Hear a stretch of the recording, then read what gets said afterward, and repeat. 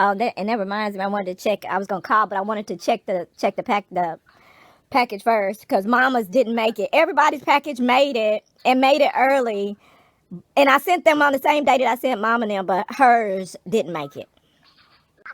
Yeah, I'm not worried about it because I know we don't be pressed about stuff like that. We don't take it as no love lost, but it makes me feel some type of way when I went out of my way to send it early, knowing that there would be problems.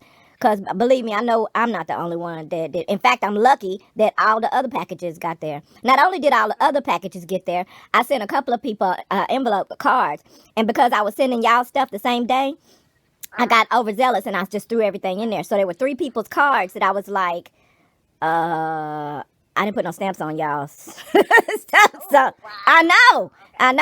So I just threw the envelopes ones. I just end up throwing in there, and I'm like, thank God I didn't have gift cards in them, in them things. But so I had called the people and told them, I was like, look, you might get a couple of things. I was like, don't, if they come, somebody say you got a package with insufficient postage, don't pay that postage. Don't do it. But turns out, even though I was getting texts like, girl, post office must be in a holiday spirit because this thing came with no postage or nothing. And then another one came and it was like, she was like, girl, this came with a return to sender. And then they returned it back to the address, still no postage. So I guess they was feeling generous. I was like, oh my God. I was like, the things I worry about get there, and the things I think gonna be okay taking, till 2021. But look, at least they still in route. At least they still en route, girl, because I wanted to get triggered, but it's a lot going on. You need to pick your battles right now. So, and I'm like, I'm not even gonna call because they're getting calls from everybody right now. It ain't gonna do no good. It's just gonna stress everybody out. So, I saw that when it stayed here for a couple of days. Then it got to Chicago. It stayed in Chicago, girl, for 4 days, and eventually it got to Dallas. But it stayed in Dallas since the 19th. Don't worry about it. It's sightseeing. It's sightseeing. Just taking everything in. Yeah, I just want be one of the kids to have it on the day. But again, I know the whole nation is on one, so it's cool. I know. Because JCPenney basically going out of business here. I don't know if you know that or not. In real life, are they doing a Kmart? No, like in real life, like they. But when you lose weight from 14 to 12, you can still wear your 14 stuff. I don't. Yes, you really can. From me to you, every time I hear she lost her job, I always think she's been out of a job for months before we actually. For a minute. Like you talking about street sense, and that's good and everything, and it's actually true. I mean, you have more than, but you ain't got to be homeless to know the signs of. I know, I have been trained my whole life how to spot a lie, whether it's me having the experience or not. So that be every time, even back when you was giving her jobs that she was maintaining for a minute first, when she would lose them, I always knew she lost that job way before I heard she lost the job. So. Yeah, it don't. Look. I've been knew she wasn't still working a job. Right. And I'm way over here, hardly talk to her, and I've been new. And so I would say, and what I'll do is sometimes, like it's a lot of conversations I don't just come out and have with them because I won't get the truth. So if I'm a truth teller and I'm a truth receiver, so if I want the truth, I have to ask certain questions. And then not even when I get off the phone, as I ask and when I get off the phone, I have to put the whole freaking puzzle together to figure out what the truth might be. Because I'm still way over here, but it's more truth than I probably got out of the actual direct conversation that I just had with them. So, and I have to consider all those things that you mentioned. I have to consider she's bona fide. She's an alcoholic, so lies come with that, with any kind of addiction. And I have to understand that the girls are the children of an alcoholic. Lies come with protecting that addicted parent. I have to understand that mom is her mom, and that comes with protecting your addicted child. So I'm not gonna never. You know what I mean? Get the most. I'm gonna get it from you, and even for what I get from you, I have to still balance it with the BS they done told me. You know what I mean? Because they could have done lied to you, and it might be one that got paid. It's so interesting how you assess me. The latest and greatest is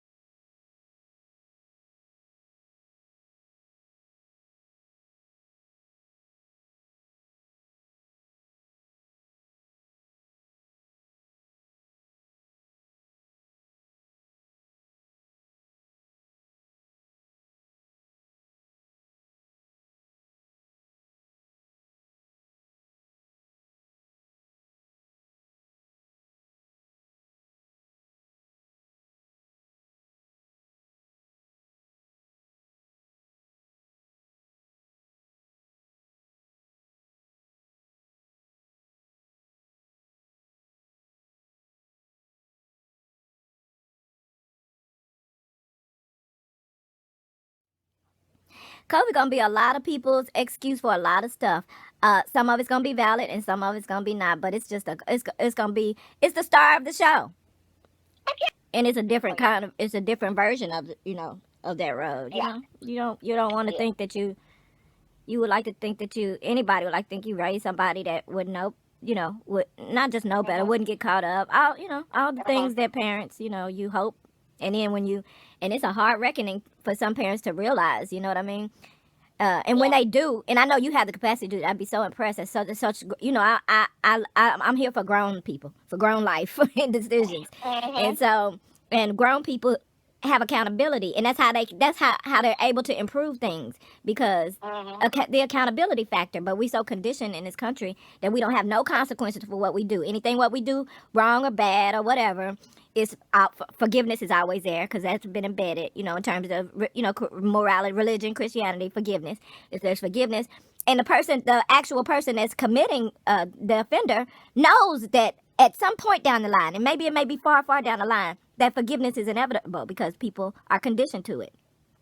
Like, nobody tells people you're okay not forgiving some unforgivable shit. Nobody says that in this country. It is okay not to forgive racist white people who still would like to see you dead, really.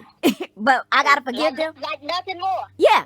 And so I gotta forgive them because it's the right thing to do. No, fuck that. Okay?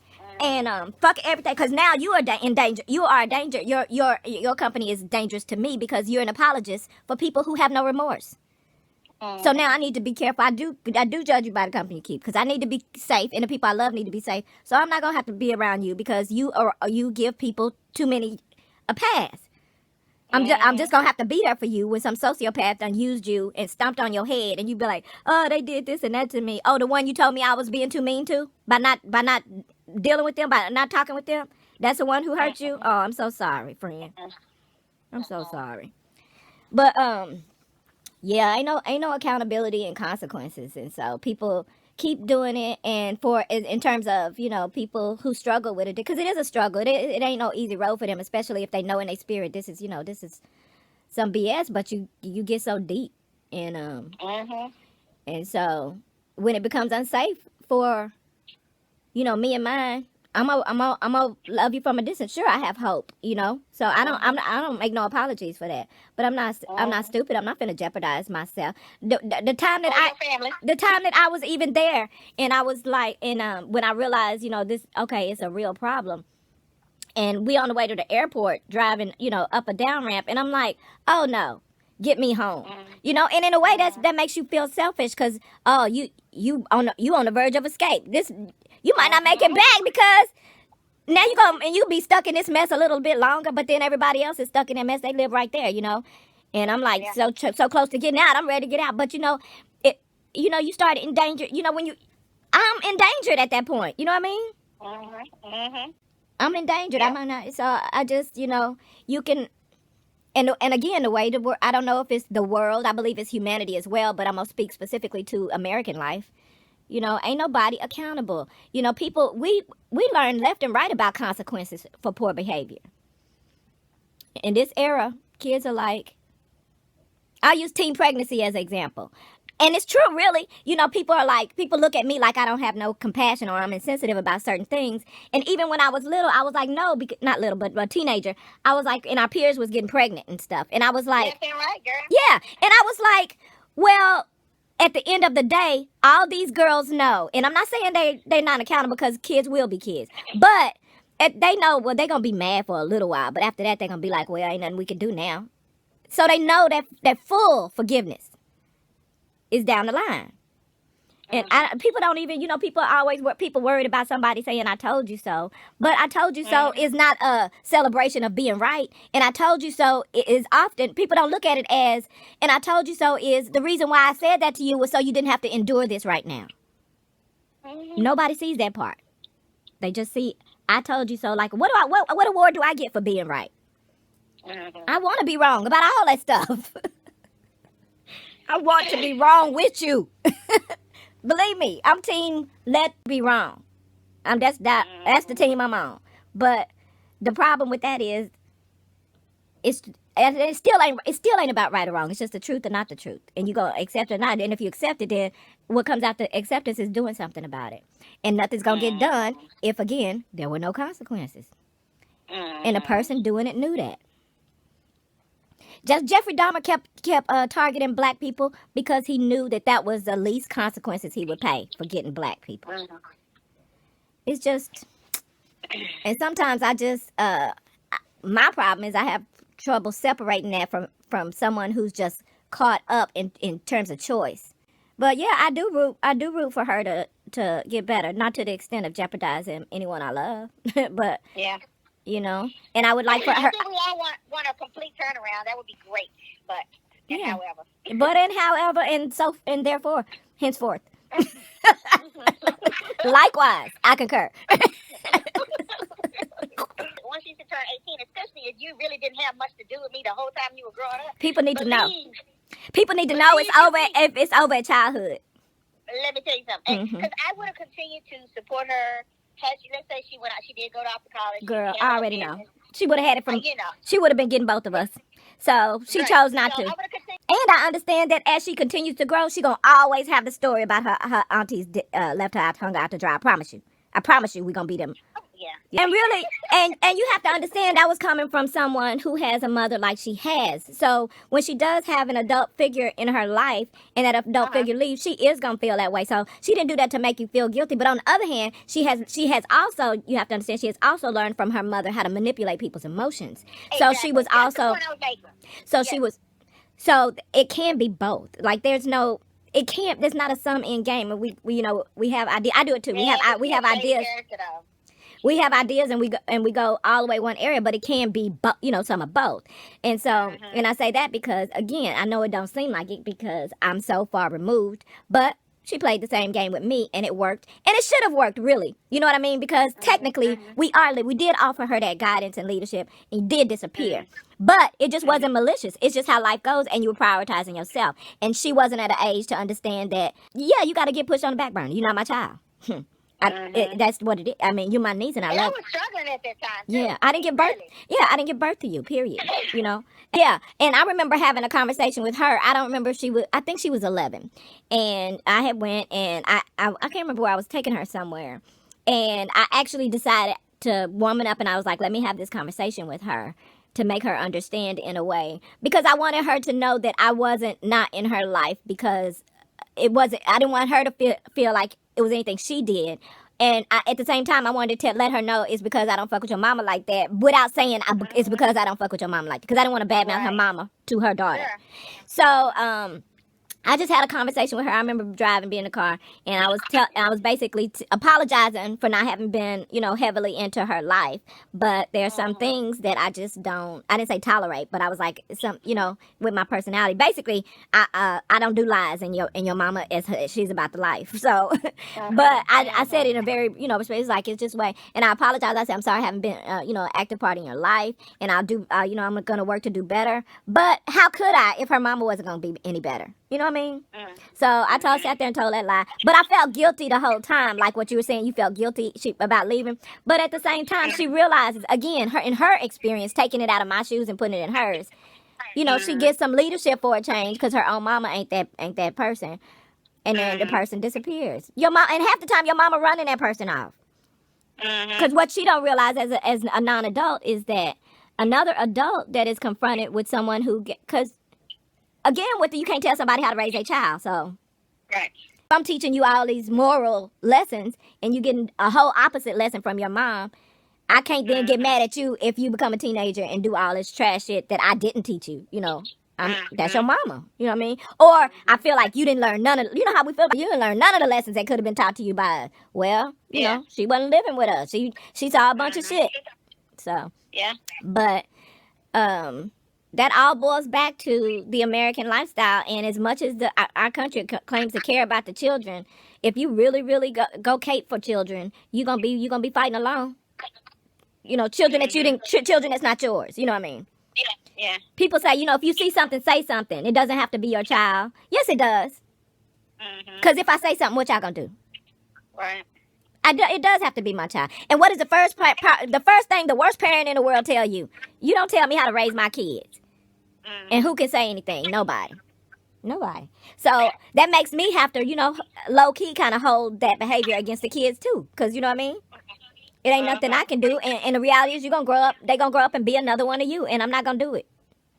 Yeah. And I hate that for the kids, because the kids really are important. They really are the future.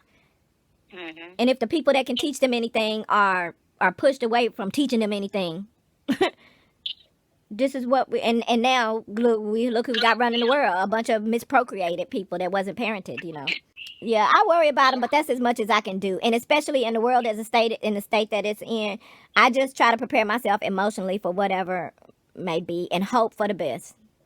And hope for the best. That's it. Yeah. That's all. I wish it was different, but until it is, It is what it is. I'm crossing my fingers. I'm rooting for everybody black. Hope y'all make it. Sometimes I'll be making, like, if I make a social media comment, I always end it with, good luck, everybody. Good luck surviving. Right. Good luck. Good luck, everybody. And it was this Arab that had this convenience store. Every once in a while people decide to stand up. And so he got caught going on this rampage about how he don't like black people and all this stuff. So he wound up having to sell his little gas station, little Exxon gas station, because they was protesting outside the gas station because he mistreating the black kids and whatever. And so I was listening to him tell a story on the news. You know how the news they drum up stuff, and they be part of them narratives. But anyway, so I was listening to he was saying how he said they want me to, I had to choose my business or my life. And so, yeah, girl, I was laughing so hard. And I was like, what's funny is that the people listening are just hearing this, and to them, and I'm like, so, because black people in the neighborhood that you have a corner store and you've been disrespecting them. So they do it like they should be doing the white businesses. So they stopped supporting him. So he don't have no business at his gas station. Now he got to sell it. Not only do he got to sell it, he offered the dude that led the protest option to buy it. And that's how it should go. That's how that kind of stuff should go.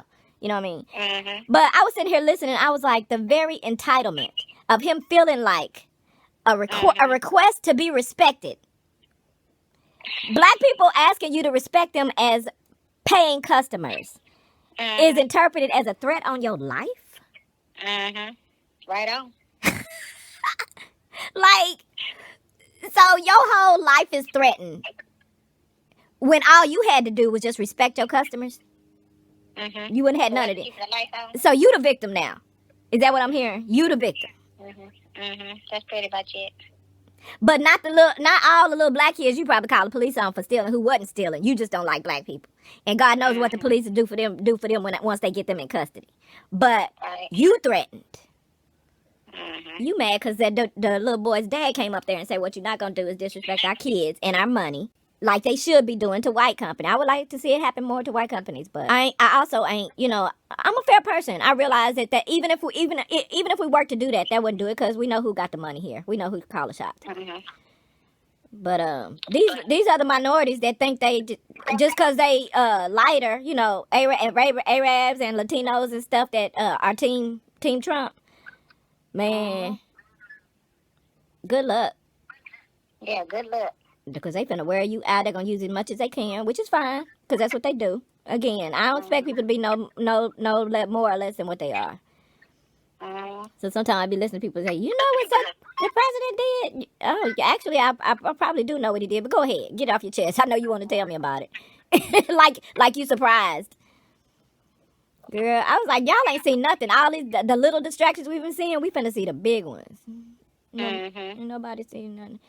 People, there ain't nobody listening to me when I say Hawaii was a drill. You remember when they told them people there was a missile coming to Hawaii, and nobody heard nothing else. I was like, we ain't heard nothing. I guarantee you some people went to kill some people they wanted to kill. They figured life finna be over anyway. Some people killed themselves, but we didn't hear none of that.